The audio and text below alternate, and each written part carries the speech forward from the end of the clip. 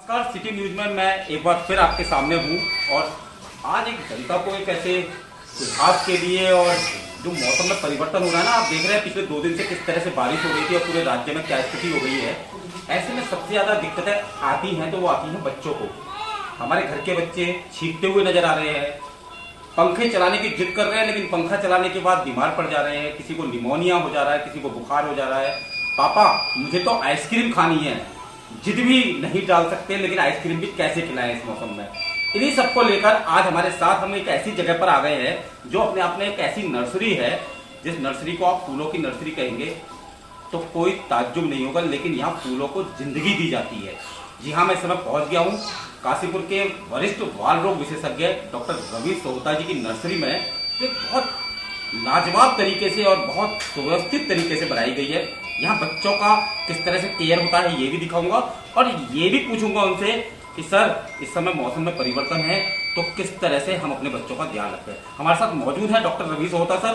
Sir प्रणाम, एक बार फिर सिटी न्यूज काशीपुर में आपका स्वागत है। और सबसे बड़ी बात यह है कि डॉक्टर रवि सर जब भी कुछ बताते हैं तो हमारे काशीपुर और आसपास के क्षेत्र के लोगों को बहुत फायदा होता है। सर एक बार फिर वही कि मौसम में परिवर्तन, बच्चे परेशान। देखिए, मौसम में परिवर्तन की वजह से जो वायरल इन्फेक्शन है, जैसे कि एडिनो वायरस है, रेस्पिरेटरी सिंसिशियल वायरस है, ये 2-3 वायरसेस हैं जिसकी वजह से ब्रोंकियोलाइटिस जो कि वायरल निमोनिया होता है। और हमारे पास बहुत सारे बच्चे एडमिट हैं। जी बिल्कुल, मैं देख रहा हूँ। और रेस्पिरेटरी सिंसिशियल वायरस एक खतरनाक वायरल इन्फेक्शन होता है। इसमें क्योंकि म्यूकस यानी कि बलगम छाती में जम जाता है, जिसकी वजह से ऑक्सीजन का जो ट्रांसपोर्ट है लंग से ब्लड में वो दिक्कत में आ रहा है। इसके अलावा हमारे पास कुछ बच्चे ऐसे भी आए हैं जो महिलाएं कोविड जब सेकेंड वेव का सर्ज हुआ था उस दौरान उनको कोविड इन्फेक्शन हो गया था, उनकी ग्रोथ इम्पैक्ट हुई है उन बच्चों की। और उन बच्चों को निमोनिया में ज़्यादा प्रोननेस यानी कि ज़्यादा दिक्कतें हुई हैं, ज़्यादा वो बच्चे ज़्यादा प्रोन हैं निमोनिया के इन्फेक्शन के लिए। तो ऐसी माताओं बहनों को मेरी एक सुझाव है कि आप अपने बच्चों का खास ख्याल रखें और बच्चों को निमोनिया से बचाव के, फ्लू से बचाव के वैक्सीनेशन लगवाएं ताकि बच्चे प्रोन नहीं हो इन्फेक्शन के। सर आपने अभी बात करी कि कोविड के दौरान जो प्रेग्नेंट महिलाएं थी, जिनके बच्चे हैं, कहीं ना कहीं थोड़ी दिक्कतें आ रही हैं, तो ये दिक्कतें किस तरह की हैं? क्या कोई गंभीर दिक्कतें हैं ये? देखिए, एक तो बच्चों की मम्मी के पेट में ग्रोथ नहीं हो पाई है, जिसको हम इंट्रा यूट्राइन ग्रोथ रिस्ट्रिक्शन बोल देते हैं। तो इसके लिए समय समय पर डॉक्टर्स करवाए गए और देखा गया कि जो बच्चों की नॉर्मल ग्रोथ होती है एक नॉर्मल महिला की नॉर्मल समय में, वो कोविड टाइम में जो लोग प्रेग्नेंट थे उनकी ग्रोथ कम हुई है। इसके अलावा जब क्योंकि ग्रोथ कम हुई है तो इम्यूनिटी कम रहती है, इम्यूनिटी कम रहती है तो इन्फेक्शन के लिए बच्चा ज़्यादा संक्रमित होने का डर रहता है। तो उसमें फीडिंग इंटॉलरेंस हो रही है, बच्चे दूध नहीं अच्छे से पी पा रहे हैं, उनकी जो दिल और जो किडनीज हैं उनके ऊपर ज़्यादा असर हो रहा है। काफ़ी पेटेंट डक्टस आर्टेरियोसिस, काफ़ी जो सेप्टल डिफेक्ट्स हैं, एट्रियल सेप्टल डिफेक्ट्स और वेंट्रिकुलर सेप्टल डिफेक्ट्स हैं, वो सामने आए हैं। अब ये कहना थोड़ा सा अभी इस टाइम पे जल्दी होगा कि ये डायरेक्ट कोविड की वजह से हुए, बट यस कुछ कंजेनिटल एनोमली पिछले 2 से 3 महीने में हमारे पास ज़्यादा सामने है। सर हमारे पास लगातार माता पिता के क्वेश्चन आ रहे हैं कि इस समय चूंकि मौसम में अचानक एक ऐसा परिवर्तन आया है जिसका उन्हें भी उम्मीद नहीं थी, किसी को भी उम्मीद नहीं थी। ऐसे में बच्चे बीमार ज़्यादा पड़ रहे हैं।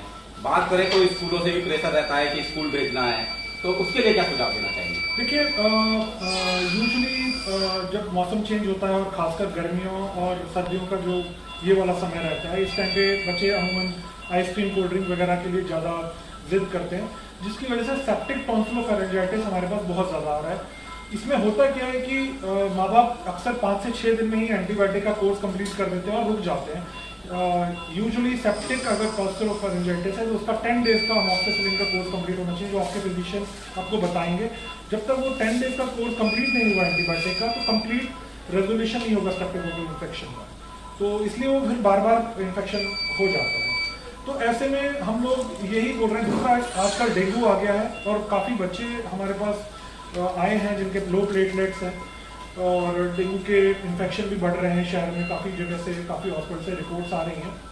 तो ऐसे में मच्छर वाला जो एरिया है जहाँ पे जो पानी इकट्ठा हो जाता है, वो वाले एरिया में थोड़ा सा ध्यान देने की ज़रूरत है।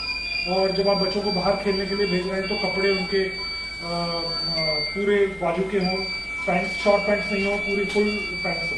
और रोल ऑन्स आते हैं आजकल जो कि मस्कीटो रिपेलेंट्स होते हैं, तो उसमें उसकी हेल्प होती है। सर इस समय मौसम में परिवर्तन है, अगर देखा जाए तो कभी गर्मी और कभी सर्दी, ऐसे में क्या एसी चलाना या पंखा चलाना? देखिए ये ना बड़ा ही सब्जेक्टिव क्वेश्चन है। किसी को ज़्यादा ठंड लगती है, किसी की तासीर गर्म है जैसे आप हैं, किसी की तासीर ठंडी है जैसे हम हैं।